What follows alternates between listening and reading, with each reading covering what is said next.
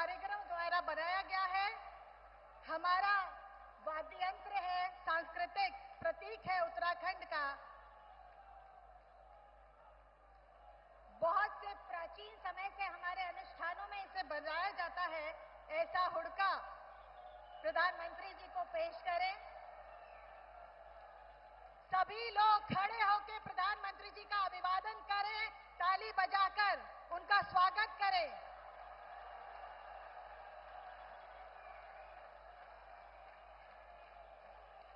मैं अनुरोध करूंगी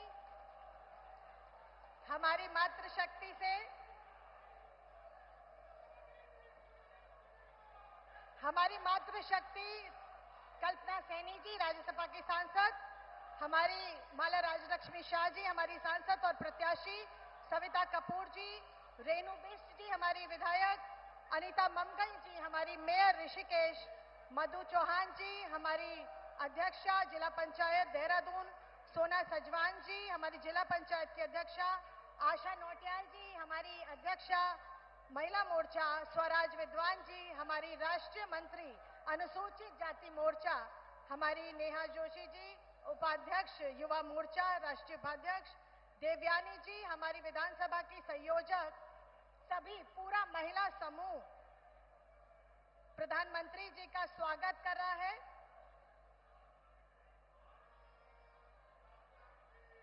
शक्ति स्वरूपा मनसा देवी जी का चित्र देकर और चुनरी उड़ाकर हमारी बहनों ने प्रधानमंत्री जी का स्वागत किया। आपका बहुत बहुत धन्यवाद।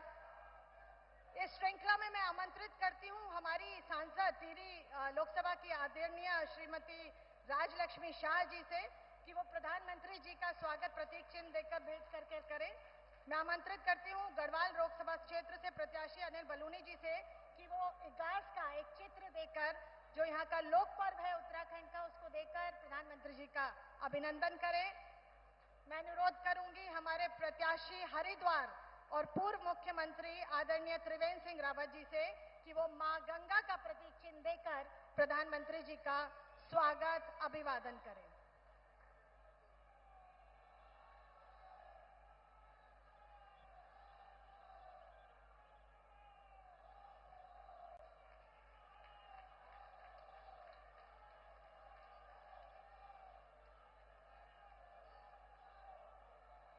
विजय संकल्प रैली में मैं संबोधन के लिए सबसे पूर्व और संबोधन के लिए और प्रधानमंत्री जी के स्वागत के लिए आमंत्रित करती हूं हमारे प्रदेश के युवा कर्मठ और माननीय हमारे मुख्य सेवक, हमारे आदरणीय पुष्कर सिंह धामी जी को, जो उत्तराखंड में डबल इंजन की सरकार बहुत तेज गति से यहां संभाल रहे हैं।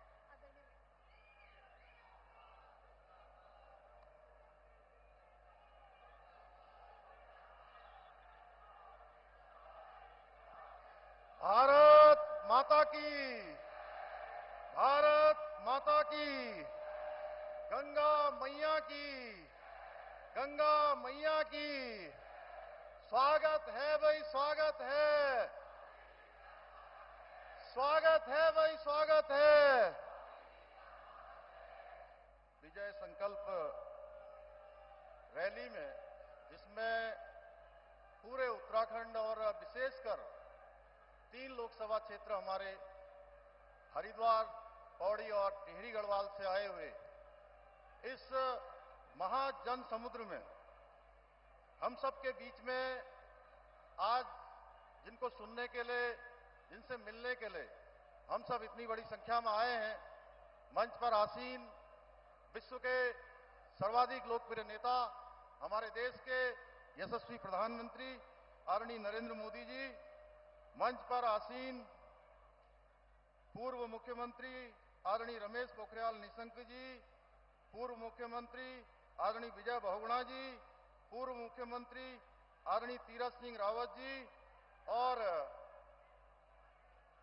हरिद्वार लोकसभा क्षेत्र के प्रत्याशी और पूर्व मुख्यमंत्री आदरणीय त्रिवेंद्र सिंह रावत जी, गढ़वाल लोकसभा क्षेत्र के, पौड़ी गढ़वाल लोकसभा क्षेत्र के भाई अनिल बलूनी जी, टिहरी गढ़वाल क्षेत्र की प्रत्याशी श्रीमती माला राज्यलक्ष्मी शाह जी एवं मंच पर आसीन सभी हमारे आदरणीय मंत्रीगण, आदरणीय सांसदगण, आदरणीय विधायकगण, हमारी पार्टी के सभी पदाधिकारीगण और कोने कोने से आए हुए हमारे सभी भाइयों एवं बहनों, मैं विश्व के मानचित्र पर भारत का मान बढ़ाने वाले जगत गुरु शंकराचार्य की भांति भारत को एक सूत्र में पिरोने वाले बाबा केदार के अनन्य भक्त राष्ट्र ऋषि आदरणीय प्रधानमंत्री नरेंद्र मोदी जी का मैं योग नगरी ऋषिकेश आगमन पर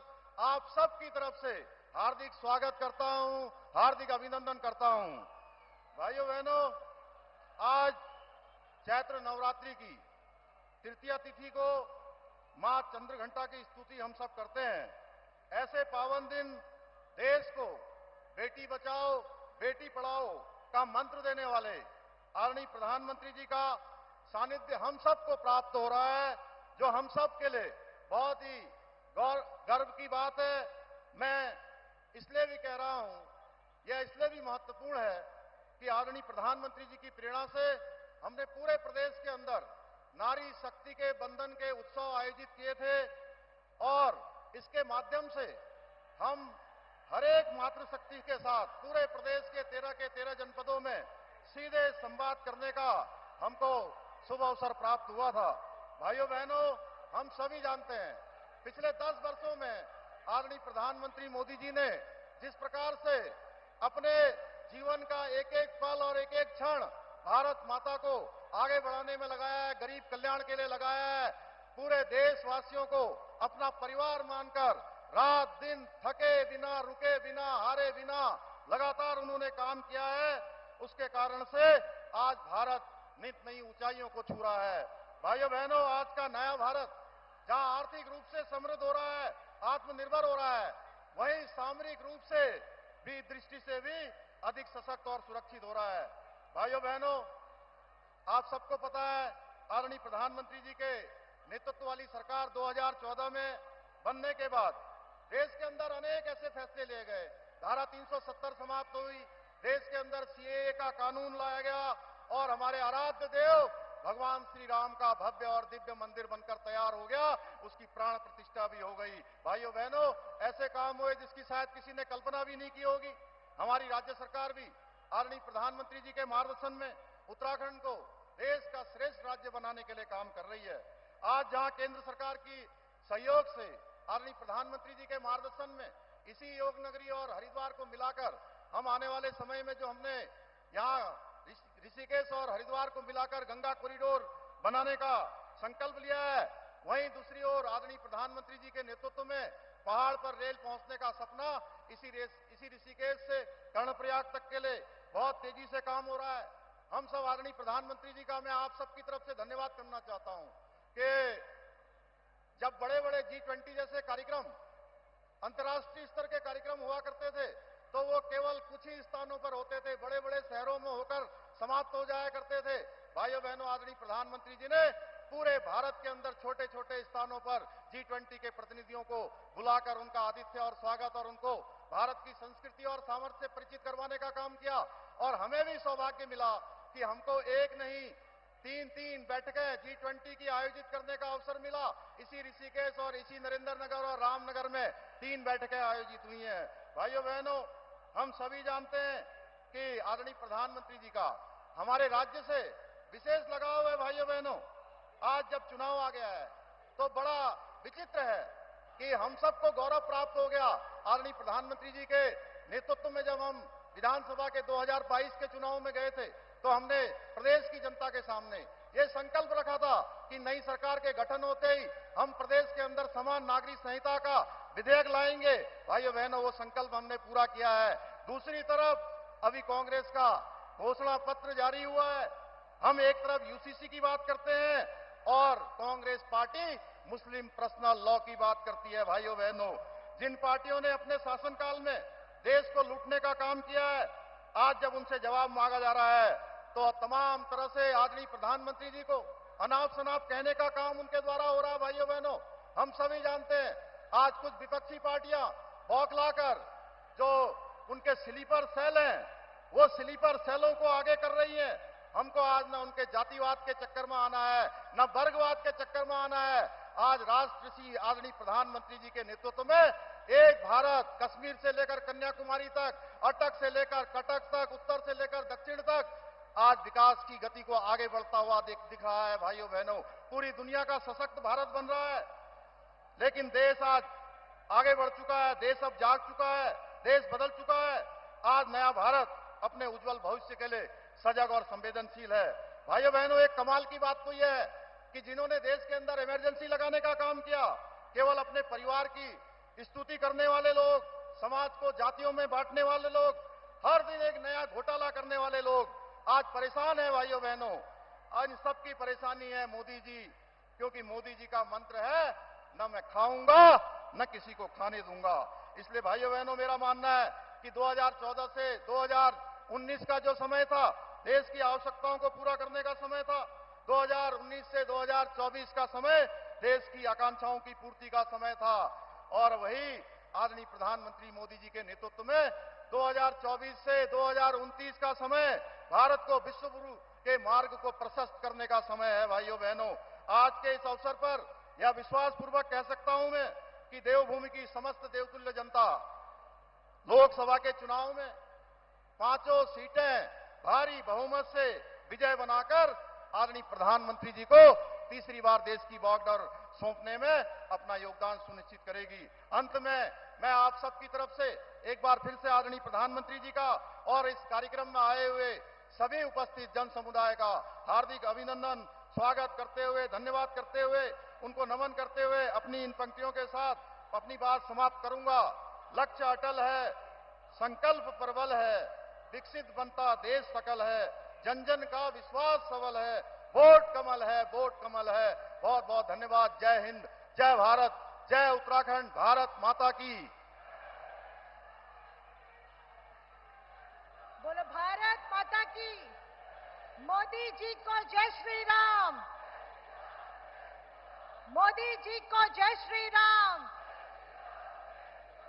धन्यवाद मुख्यमंत्री जी। मुख्यमंत्री जी ने अपना वक्तव्य हम सबके सामने रखा। अब मैं हमारे मंच पर संबोधन करने के लिए एक ऐसे व्यक्तित्व यहाँ उपस्थित हैं जो किसी के बेटे हैं तो किसी के भाई हैं, किसी के जीवन रक्षक हैं तो किसी के लिए अन्नदाता हैं, किसी माँ के बुढ़ापे का सहारा है तो किसी बहन को पक्की छत देने वाले हैं, जो सपने दिखाना जानते हैं और उन्हें पूरा करना भी जानते हैं, जिसकी गारंटी पर 140 करोड़ की संख्या भारतीयों को है भरोसा, जो अपने समर्पण, त्याग और राष्ट्र प्रथम के सिद्धांतों के प्रतीक हैं। ऐसे उत्तराखंड वासियों की तरफ से, जो उत्तराखंड वासियों के हृदय में बसते हैं, कण कण में बसते हैं, ऐसे हमारे सबके आदरणीय प्रेरणा के स्रोत प्रधानमंत्री जी को मैं आमंत्रित करना चाहूंगी कि वो अपना संबोधन हम सबके सामने रखें।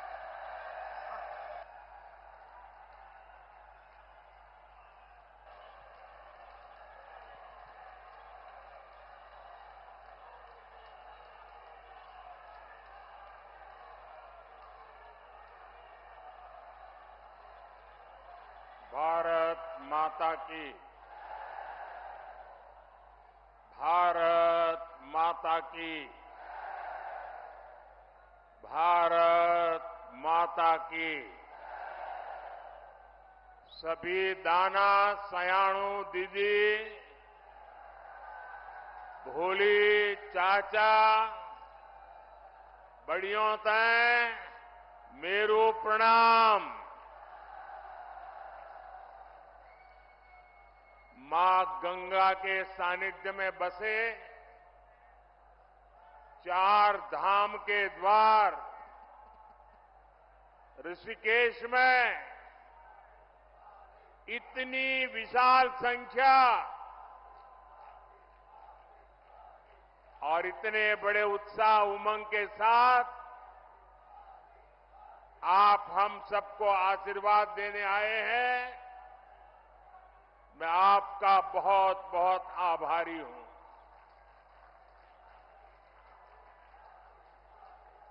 मैं उत्तराखंड आता हूं तो आपसे आशीर्वाद मांगने के साथ ही आप सभी परिवारजनों के साथ पुरानी यादें भी ताजा कर लेता हूं।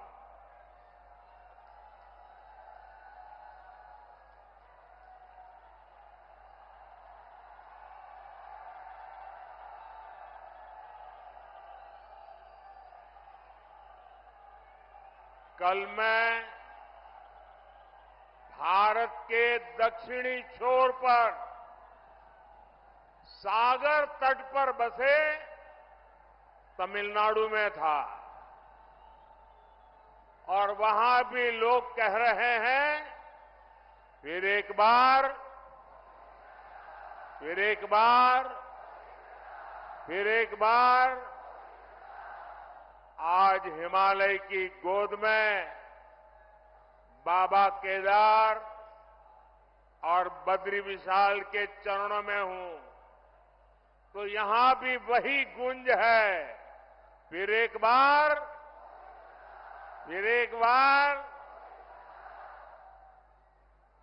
हमारे यहां उत्तराखंड में ये तो देवभूमि है, देवताओं का आवाहन करने की परंपरा है और हुड़का का नाद देवताओं का आवाहन करने में ऊर्जा देता है। आज मुझे भी जनता जनार्दन जो देवता रूपी है उनका आह्वान करने के लिए हुड़का का नाद बजाने का सौभाग्य मिला। साथियों, एक गुंज इसलिए है क्योंकि देश के लोगों ने पूर्ण बहुमत वाली स्थिर सरकार का काम देखा है। आज देश में ऐसी सरकार है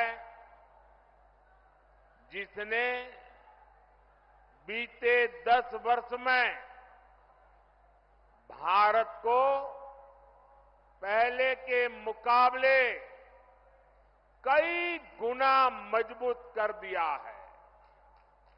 मेरी बात से आप सहमत हैं? सहमत हैं? पूरी तरह सहमत हैं? जब जब देश में कमजोर और अस्थिर सरकार रही है, तब तब दुश्मनों ने फायदा उठाया है। जब भारत में कमजोर और अस्थिर सरकारें थी, तब भारत में आतंकवाद ने पैर पसारे। आज भारत में मोदी की मजबूत सरकार है, इसलिए आतंकवादियों को घर में घुसकर मारा जाता है।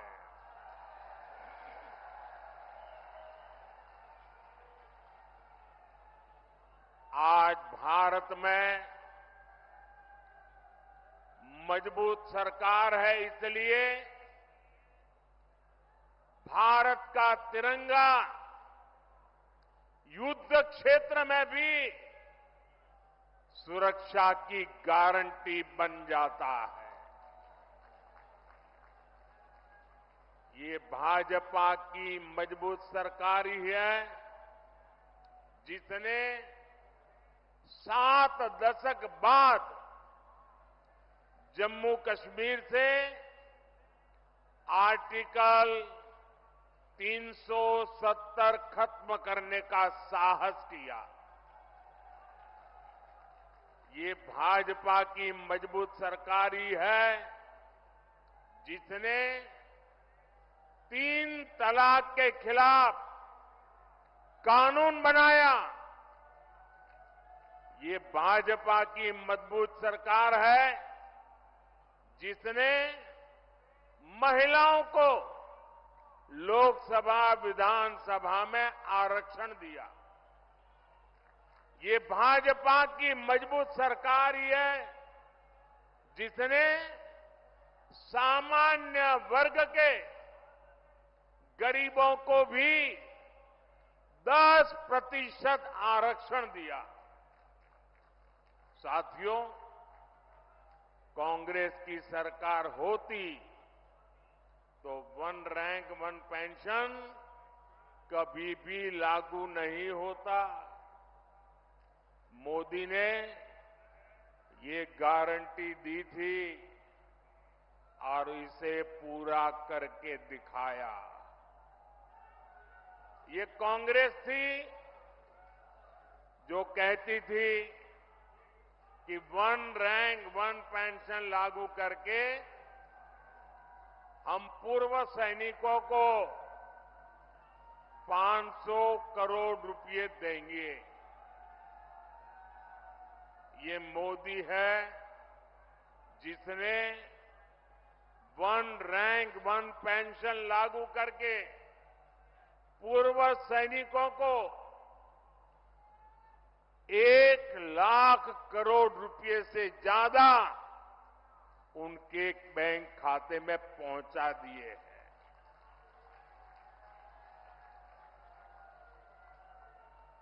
यहां उत्तराखंड में भी वन रैंक वन पेंशन के 3,500 करोड़ रुपए से ज्यादा सैनिक परिवारों को मिले हैं। भाइयों और बहनों, कांग्रेस के समय में तो जवानों के पास बुलेट प्रूफ जैकेट तक की कमी थी। दुश्मन की गोली से बचाने के लिए पुख्ता इंतजाम नहीं था। ये भाजपा है जिसने भारत में बनी बुलेट प्रूफ जैकेट अपने सैनिकों को दी, उनके जीवन की रक्षा की। आज आधुनिक राइफल से लेकर लड़ाकू विमान और विमान वाहक पोत तक देश में ही बन रहे हैं। मेरी इधर से कुछ लोगों से प्रार्थना है, उधर कुछ लोगों से प्रार्थना है। देखिए, अब आप आगे आ नहीं सकते। हो सकता है आप में से बहुत लोग होंगे जो मुझे देख नहीं पा रहे हैं, लेकिन उसके लिए मुझे क्षमा करें। अब आप सुन करके संतोष कर लीजिएगा। और जो ज्यादा उत्साह और उमंग में है, उनसे मेरी प्रार्थना है, अभी ये जो ऊर्जा है ना, 19 तारीख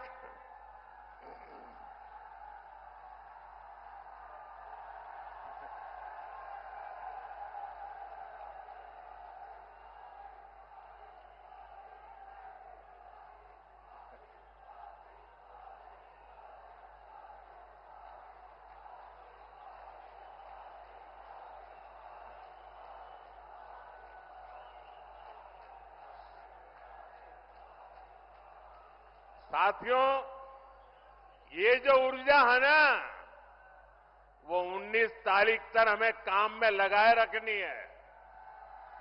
सारी ऊर्जा आज मत खर्च कर दीजिए। आपका ये प्यार, आपका ये उत्साह मेरे सर आंखों पर है।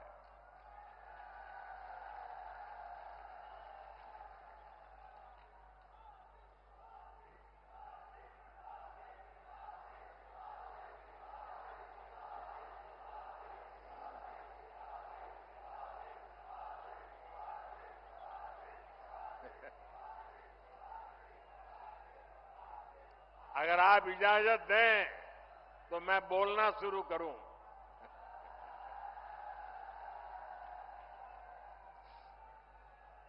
देखिए, उत्तराखंड वालों के लिए मैं आपका खुद का घर का हूं जी।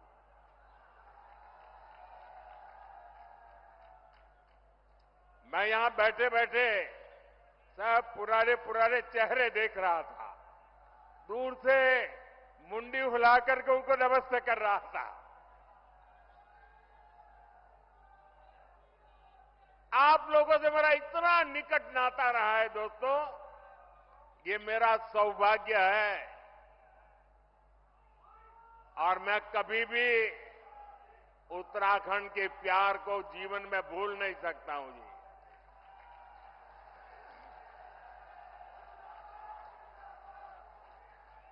आप अगर मुझे अनुमति दे तो मैं बोलना शुरू करूं, लेकिन फिर आप एकदम से जोश में आ जाते हैं। तो आपकी इजाजत है? इजाजत है मैं बोलना शुरू करूं? कितने अच्छे लोग हैं आप।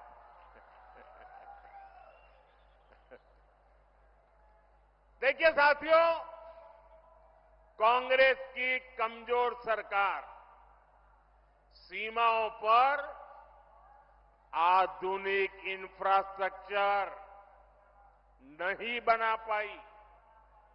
आज देखिए, पूरी सीमा पर आधुनिक सड़कें बन रही हैं, आधुनिक सुरंगें बन रही हैं। साथियों, कुछ साल पहले बाबा केदार के दर्शन के बाद मेरे मुंह से अचानक ही निकला था कि ये दशक उत्तराखंड का दशक है।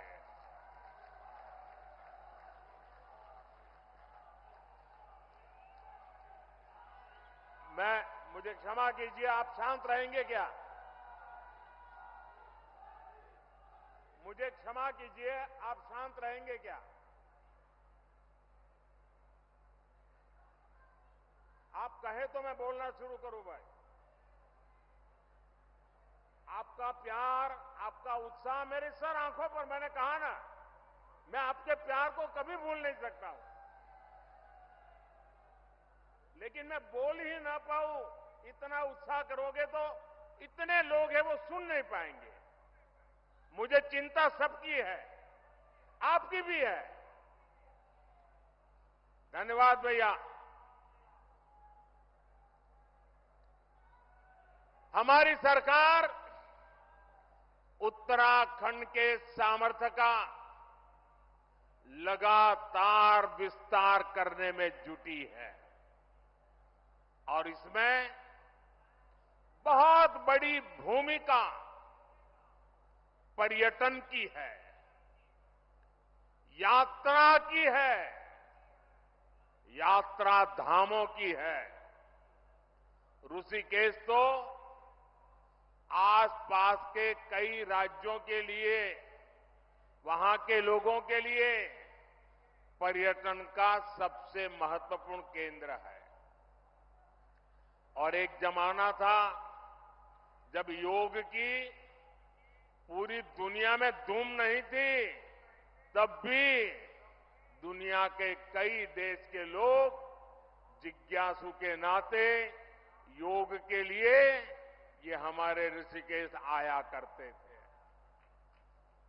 मुझे याद है, बहुत पुरानी घटना है, मैं एक बार यूएसए गया था। अब मुझे वो इतना इंटीरियर इलाके में मैं गया था कि मुझे कोई वेजिटेरियन खाना में तलाश रहा था। अब मुझे कहीं अता पता ही नहीं मिल रहा था इतने में एक छोटी सी दुकान में एक अमेरिकन नागरिक छोटी दुकान लेके बैठा हुआ था, लेकिन उसके गले में 3-4 रुद्राक्ष की मालाएं थी। तो मैं उसके पास चला गया तो उसने भी नमस्ते करके मुझे मेरा स्वागत किया। फिर मैंने उसको मेरी कठिनाई बताई, तो उसने कहा आप चिंता मत कीजिए, मैं वेजिटेरियन हूं, मैं आपके लिए कोई प्रबंध करता हूं। और उसने मुझे अपने तरीके से कुछ वेजिटेरियन बना के खिलाया। और उस समय मेरी उससे बातें हुई कि आपने सब कहां से सीखा है ये माला वाला? तो बोले मैं बहुत सालों से ऋषिकेश जाता आता रहता हूं, बस उसी के कारण मेरी जिंदगी में ये बदलाव आया है। ये ताकत है इस भूमि की, ये सामर्थ्य है इस भूमि का। भाइयों बहनों, पर्यटन के क्षेत्र में कोई ऐसा एडवेंचर टूरिज्म हो तो हमारा उत्तराखंड है। राफ्टिंग करना हो युवाओं को यहां है, कैंपिंग करना हो दिलचस्पी अगर उसमें है तो यहां पर है, या फिर आध्यात्म और योग में रुचि रखने वाले व्यक्ति हो, ऋषिकेश आकर हर कोई आनंद से भर जाता है। भाजपा सरकार उत्तराखंड के पर्यटन को बढ़ावा देकर रोजगार के नए अवसर तैयार कर रही है। इसके लिए हमारा फोकस इस बात पर है कि देश के किसी भी हिस्से से पर्यटकों के लिए उत्तराखंड के कोने कोने तक पहुंचना आसान होना चाहिए। इसलिए हम देवभूमि में रोडवेज, रेलवेज, एयरवेज की लगातार सुविधा बढ़ाते जा रहे हैं। यहां ऋषिकेश कर्णप्रयाग रेलवे लाइन पर तेजी से काम चल रहा है। दिल्ली से देहरादून की दूरी भी सिमट रही है। उत्तराखंड के जिन सीमावर्ती गांवों को कांग्रेस अंतिम गांव कहती थी, भाजपा उन्हें देश का पहला गांव मानकर विकास कर रही है। आपने देखा होगा मानस खंड के तीर्थ स्थानों जैसे आदि कैलाश, ओम पर्वत दर्शन के लिए हेलीकॉप्टर सेवाएं शुरू हो गई है। यमुनोत्री, केदारनाथ और हेमकुंड साहब में रोपवे बनने से बहुत सुविधा हो जाएगी। सड़क के रास्ते जो दूरी तय करने में कई घंटे लगते थे, उसे कुछ ही समय में पूरा कर लिया जाएगा। 4 धाम परियोजना के तहत केदारनाथ, बद्रीनाथ, गंगोत्री और यमुनोत्री को लगभग 900 किलोमीटर लंबे हाईवे से जोड़ा जा रहा है। इन सब प्रयासों से श्रद्धालुओं को उत्तराखंड पहुंचने में काफी आसानी हो जाएगी। ये इसलिए हो रहा क्योंकि भाजपा की नीयत सही है, और जब नीयत सही होती है तो नतीजे भी सही मिलते हैं। साथियों, 2027 तक केदारनाथ में 1 साल के भीतर करीब 5 लाख श्रद्धालुओं को पहुंचने का रिकॉर्ड था। पिछले वर्ष करीब 20 लाख यात्री केदारनाथ के दर्शन के लिए आए। अगर पूरी 4 धाम यात्रा की बात करें तो पिछले वर्ष 55 लाख से ज्यादा श्रद्धालुओं ने उत्तराखंड की यात्रा की। पिछले वर्ष ही मैंने मानस खंड में आदि कैलाश और ओम पर्वत की यात्रा की थी। लोगों को हिमालय में स्थित ऐसी अलौकिक जगह को देखने का अवसर मिला, तब वहां भी सैकड़ों यात्री पहुंचने लगे हैं। पर्यटन का ये विस्तार सिर्फ एक सेक्टर का विस्तार नहीं है। पर्यटन बढ़ने का मतलब है रोजगार के ज्यादा से ज्यादा अवसर। साथियों, उत्तराखंड में हो रहे इस विकास ने अब पलायन की खबरों को बीते दिन की बात बता दिया है। अब उत्तराखंड के स्टार्टअप की खबरें आती हैं। उत्तराखंड के नौजवानों ने 1000 से अधिक स्टार्टअप रजिस्टर किए हैं। इसमें भी लगभग आधे यानी करीब 500 स्टार्टअप उत्तराखंड में हमारी बेटियां उसका नेतृत्व कर रही है। गर्व होता है इन बातों से। मुद्रा योजना से लाखों नौजवानों को बिना गारंटी के ऋण मिले हैं। ये पैसा टूरिज्म से जुड़े हुए काम जैसे होम स्टे, गेस्ट हाउस, दुकान, ढाबा, बहुत बड़ी मात्रा में इसे बनाने में ये धन काम आ रहा है। जब कांग्रेस की सरकार थी तो गरीब का, नौजवान का पैसा बिचौलिए खा जाते थे। भाजपा सरकार लोगों के हक का पैसा सीधे उनके बैंक खाते में ट्रांसफर कर रहा है। उत्तराखंड के किसानों को पीएम किसान सम्मान निधि का 2600 करोड़ रुपए से अधिक उनके खाते में जमा हो चुके हैं। कांग्रेस की सरकार होती तो ये सब कुछ लूट जाता।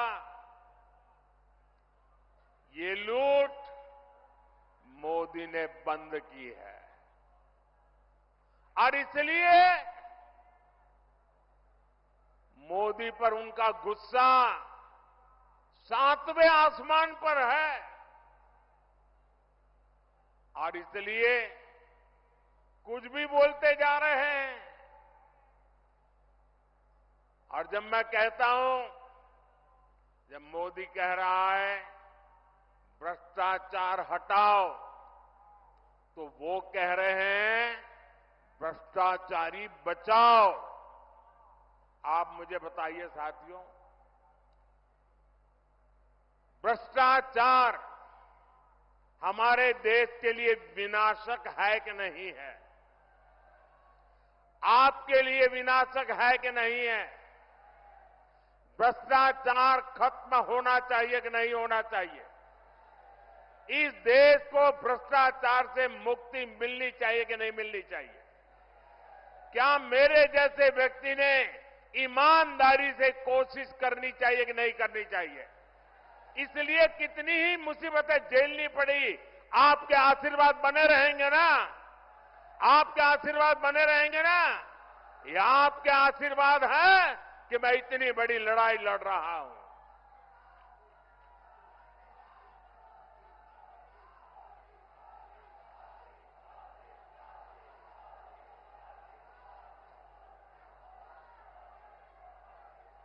साथियों, कांग्रेस के नेताओं के लिए तो पहले दिल्ली का शाही परिवार और फिर खुद का परिवार, यही सब कुछ कांग्रेस की परंपरा में है, लेकिन मोदी के लिए तो आप सभी, मेरा भारत ही मेरा परिवार है। भाइयों बहनों, मेरी जिंदगी के महत्वपूर्ण कालखंड मैंने देवभूमि में बिताया है। मैंने खुद देखा है, गढ़वाल हो या कुमाऊं, माताओं बहनों का पूरा समय लकड़ी, पानी और पशुओं के चारे के इंतजाम में ही खप जाता था। अपनी बहनों की इन्हीं समस्याओं को देखते हुए हमने घर घर सस्ता सिलेंडर पहुंचाया। जल जीवन मिशन के तहत भी उत्तराखंड में बहुत काम हुआ है। 2019 तक उत्तराखंड में 10 में से 9 परिवार के पास ही 100 में से 9 परिवार के पास ही ये पानी की स्थिति थी। यानी एक प्रकार से 10 में से 1 के पास सुविधा थी। आज स्थिति बदल गई है। आज उत्तराखंड में 10 में से 9 परिवारों के घर में नल से जल आता है। आपको जब राशन के लिए, दवा के लिए भी चिंता की जरूरत नहीं रही। आने वाले 5 साल तक मुफ्त राशन मिलता रहेगा। अस्पताल में मुफ्त इलाज मिलता रहेगा। यहां उत्तराखंड को एम्स की सुविधा मिली है। गांव-गांव अच्छे अस्पताल, आयुष्मान आरोग्य मंदिर बन रहे हैं। धामी जी और उनकी सरकार इन सारी बातों के लिए बहुत मेहनत करके शानदार काम कर रही है। भाइयों और बहनों, कांग्रेस विकास और विरासत दोनों की विरोधी है। उत्तराखंड का कोई निवासी ये नहीं भूल सकता कि कांग्रेस ने प्रभु राम के अस्तित्व पर सवाल उठाए हैं।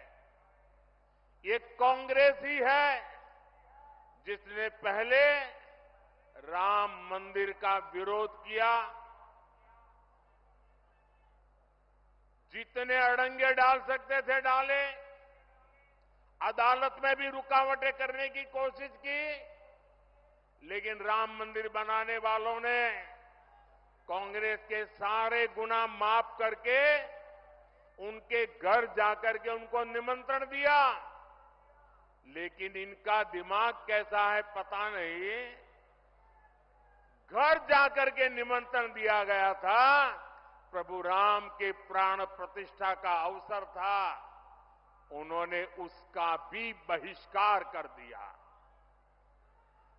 और अब तो कांग्रेस ने प्रण लिया है, सार्वजनिक रूप से घोषणा की है कि हिंदू धर्म में जो शक्ति है उसका विनाश करेंगे।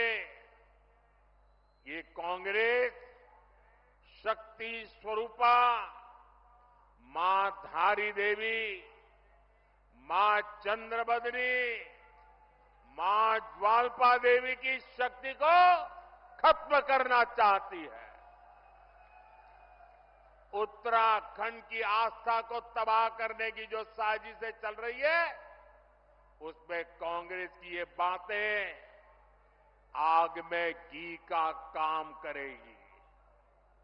उत्तराखंड की संस्कृति की रक्षा करना हम सभी का दायित्व है। आपको भूलना नहीं है ये वही कांग्रेस है जो कहती रही है कि हर की पौड़ी में वो मां गंगा के किनारे पर हर की पौड़ी नहीं है। ये क्या कहते हैं, एक नहर के किनारे बसी है। अब ये गंगा जी के अस्तित्व पर सवाल उठा रहे हैं। इन्हें उत्तराखंड के लोग सबक सिखा करके रहेंगे। साथियों, ये हमारा उत्तराखंड की पहचान ब्रह्म कमल से जुड़ी हुई है। ये धरती ब्रह्म कमल की धरती है और इसलिए इस बार भी यहां पूरी शान से पंच कमल खिलने चाहिए। खिलेंगे, पांचों कमल खिलेंगे। और भाइयों बहनों, ये पांचों कमल इसलिए खिलाने हैं क्योंकि हम विकसित भारत का संकल्प लेके चले हैं और विकसित भारत के संकल्प के लिए विकसित उत्तराखंड ये हमारी प्राथमिकता है। और भाइयों बहनों, इस काम के लिए मेरा पल पल आपके नाम है। मेरा पल पल देश के नाम है और मेरी गारंटी है 24/7 और 2047 ये मोदी का आपको गारंटी है। 19 अप्रैल को टिहरी गढ़वाल से बहन माला राज लक्ष्मी शाह, गढ़वाल से भाई अनिल बलूनी और हरिद्वार से भाई त्रिवेंद्र जी को हमें विजयी बनाना है। लेकिन मेरी अपेक्षा ज्यादा है।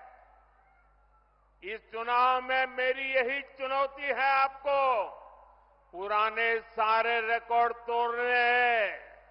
हर पोलिंग बूथ को जीतना है। जीतोगे? अपना पोलिंग बूथ जीतोगे? अच्छा, चुनाव का काम तो करोगे ही करोगे, मेरा काम करोगे? जरा बताइए ना, करोगे? मेरा काम है पर्सनल, चुनाव वाला काम नहीं है। करोगे? ये मोदी का काम है। करोगे? देखिए, हमारे यहां देवताओं का महिमा होता है और ये नवरात्रि का पर्व चल रहा है।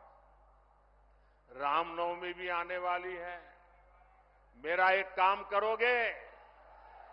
गांव गांव जाकर के सभी देवताओं के सामने मेरी तरफ से माथा नमा करके प्रणाम करना है। करोगे? दूसरा काम, घर घर जाना है और हर घर जाकर के सभी बड़े बुजुर्गों को कहना है कि मोदी जी ऋषिकेश आए थे और मोदी जी ने आपको प्रणाम भेजा है, राम राम कहा है। ये मेरा राम राम पहुंचाओगे? मेरा प्रणाम पहुंचाओगे? जब घर घर जाकर के माता बहनों बुजुर्गों को मेरा प्रणाम कहोगे तो वो मुझे आशीर्वाद देंगे और वो आशीर्वाद मेरे लिए ऊर्जा है, मां भारती की सेवा करने की ऊर्जा है। वो आशीर्वाद आपके लिए जीने की, आपके लिए